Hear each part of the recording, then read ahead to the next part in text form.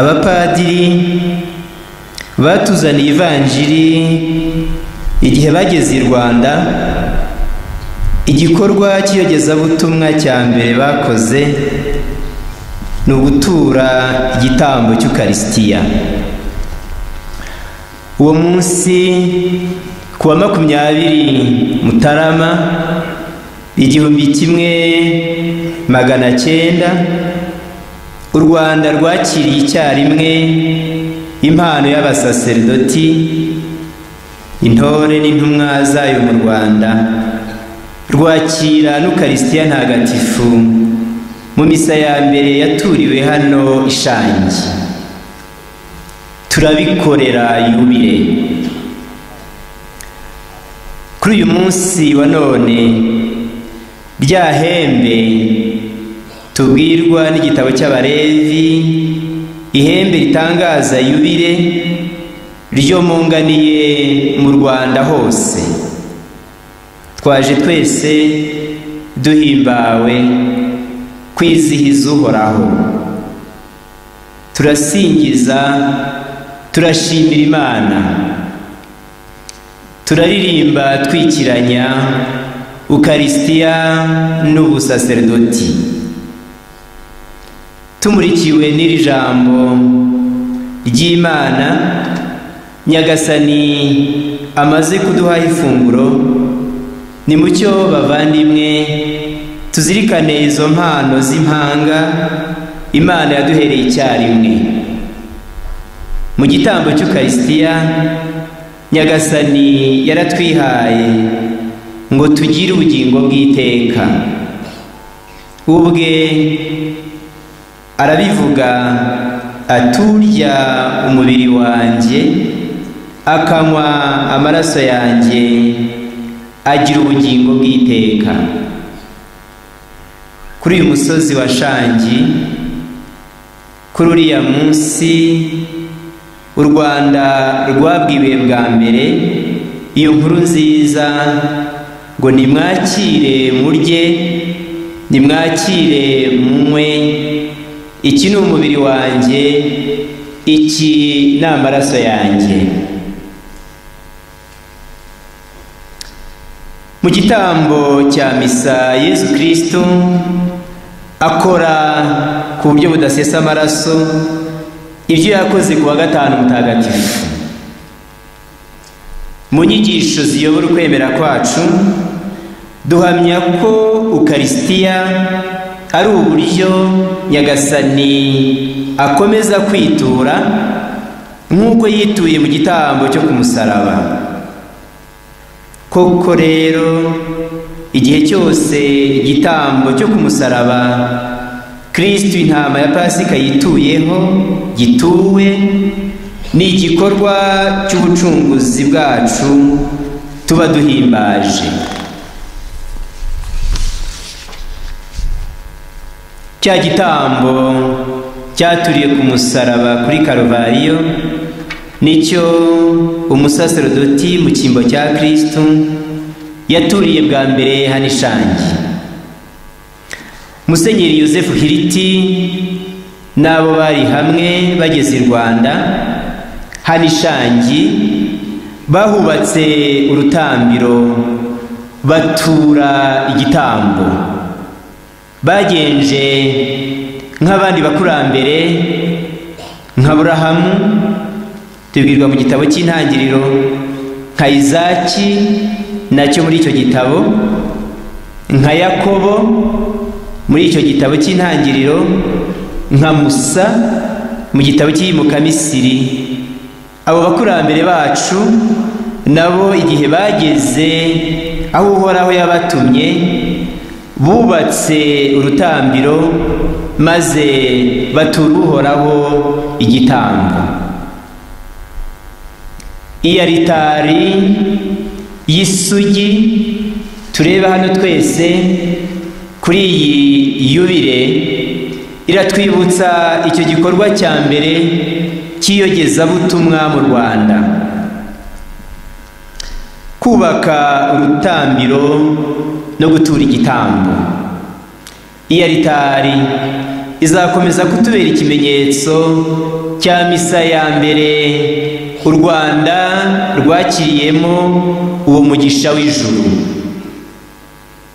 Umusaserdoti waturaga kiriya gitambo dukorera yubile yari mu cyimbo kandi yunze ubumwe ku bwa roho n'imbaga y'abakristu bari bagiye kuzakira ukwemera bakabatizwa.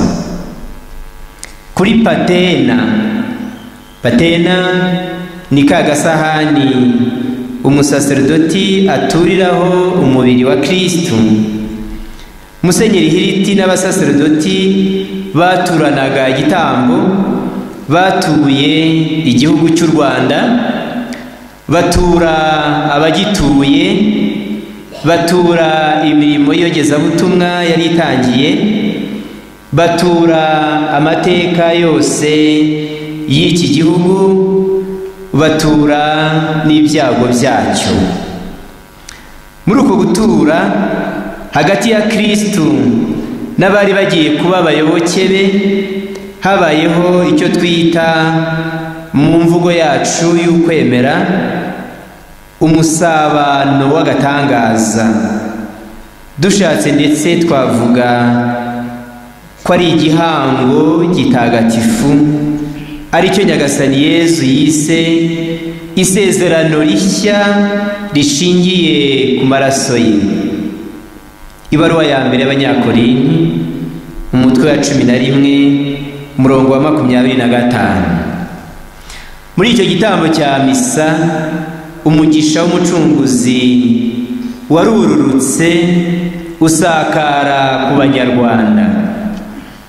Burya koko mu gitambo cy'Ukaristiya dutura kamere yacu n'ibyayo byose, maze Imana yo muri kamere yayo y'ubumana ikakira ikiyunga na kamere yacu ikayitagatifuza. Mu guhabwa Ukaristiya duhinduka uwo duhawe. Uwo ni Mutagatifu Agustini. Igitambo cy'Ukaristiya kibumbatiye ubukungu bwose bwa roho bwahawe Kiliziya, ni ukuvuga Yezu Kristu bwe, ikaba kandi isoko n'isorezo ry'imirimo y'iyogezabutumwa. Kiriya gitambo cya misa dukorera yubile cyabaye isoko y'imigisha yose n'inema zose zaherekeje iyogezabutumwa muri iki gihugu cyacu. Harakabaho Ukaristiya ntagatifu, harakabaho ubusaserdoti n'abasaserdoti. Kuri iyi yubile turahuza umutima dusingiza Imana, dushime Umwami Yezu udukunda rwose, yemeye kudutoramo abasaserdoti. Tubisubiremo turirimba kugira ngo dusenge kabiri. Dushime Umwami Yezu udukunda rwose, yemeye kudutoramo abasaserdoti,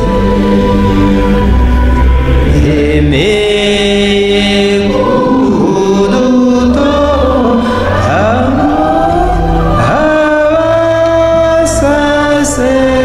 abasaserdoti. Abasaserdoti b'Imana baragahoraho barakagwira. Tutabafite ntitwabona umukiro twaronkewe n'umucunguzi. Bakristo bavandimwe umuryango w'Imana, nimunkundire mbasabe kandi mbikore mu izina ry'abandi basaserdoti. Mu gihe cyo gutura igitambo cya Yezu Kristu kuri patena, muze kudutura twese abasaserdoti banyu. ntimuduture kandi mu kivunge, muture buri wese mu izina rye. Mutakambire ku buryo bwihariye abasaserdoti bafite intege nke, abari mu ngorane zibabera inzitizi mu muhamagaro no mu butumwa bwabo. Nkoresha imvugo nziza abakristu mukunda kuvuga iyo muvuga abasaserdoti banyu. Njya numva mutuvuga mugira muti ntimugatsikire ngo mutsitare. Basaserdoti bacu, tubatwaye mu ngobyi y'isengesho. Nimukomeze mukomere, mutwaze gitwari, mwahisemo neza, Nyagasani muri kumwe. Dufatanye twese dusabe Nyirimyaka yohereze abasaruzi mu murima we.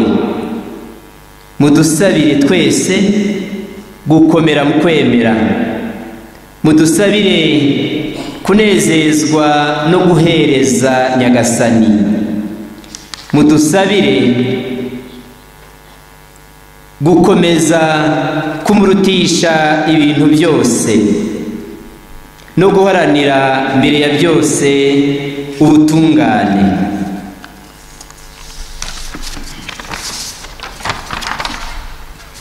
Muri ibi bihe bavandimwe, twugarijwe n'igishuko gifite ubukana bukomeye. N'imitekerereze iyo guhinyura Imana no kunyega ibyayo, aho gushaka no gukunda Imana kuruta ibindi byose. Hari imyemerere ihanze y'ubundi bwoko yamamaza ko umuntu adakeneye Imana, ko icy'ingenzi ari amajyambere mu by'isi. Padiri mu butorwe bwe ahamya ko Imana ariyo iri hejuru y'ibintu byose. Mu butumwa bwe ahamagarirwa guha abantu icy'ingenzi kiruta ibindi byose kuri iyi si, ni ukuvuga Imana n'ubuzima bwayo. Kuri iyi yubile y'abasaserdoti, twerekeze umutima wacu ku mubyeyi Bikira Mariya, umwamikazi w'intumwa, we wari hamwe n'intumwa muri senakoro abatoza bya kibyeyi kwakira Roho Mutagatifu no kubera Yezu abahamya n'abagabuzi b'indahemuka b'amabanga ye. Turibuka ko abamisiyoneri mbere yo gufata inzira baza kogeza ivanjiri muri ibi bihugu byacu, muri Kiliziya nkuru ya Karitaje babanzaga ngo kwiyambaza no kwegurira Bikira Mariya umwamikazi wa Afurika ubutumwa babaga bagiye gutangira. Imbere y'iyo shusho ya Bikira Mariya ngo bitaga ishusho y'ibitangaza. N'ubu no kuri uyu munsi, kuri iyi yubile y'abasaserdoti, turambaza uwo mubyeyi wacu tugira tuti: mubyeyi wacu, mwamikazi w'intumwa, mwamikazi wa Afurika, nyina wa Jambo, mwamikazi wa Kibeho.